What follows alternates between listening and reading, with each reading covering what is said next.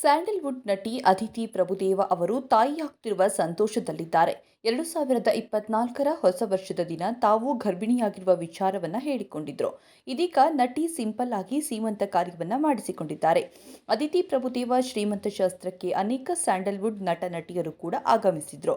ನಟ ಶರಣ್ ಕೂಡ ಕಾರ್ಯಕ್ರಮಕ್ಕೆ ಬಂದು ಅದಿತಿಗೆ ಶುಭ ಕೋರಿದ್ದಾರೆ.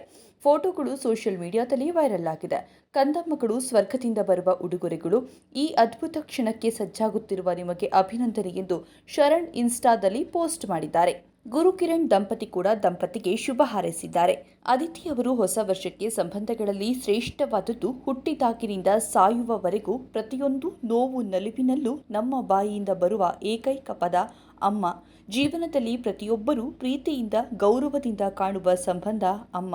ಪ್ರತಿಕ್ಷಣ ನಮಗಾಗಿ ಮಿಡಿಯುವ ಜೀವ ಅಮ್ಮ. 2024ಕ್ಕೆ ನಾನು ಅಮ್ಮ ಎಂದು ಫೋಟೋಗಳನ್ನು ಶೇರ್ ಮಾಡಿ ಫ್ಯಾನ್ಸ್ಗೆ ಸಿಹಿ ಸುದ್ದಿ ಕೊಟ್ಟಿದ್ರು. ಯಶಸ್ ಜೊತೆ 2022ರ ನವೆಂಬರ್ 28ರಂದು ಅದಿತಿ ಅವರ ಮದುವೆ ನಡೆದಿತ್ತು.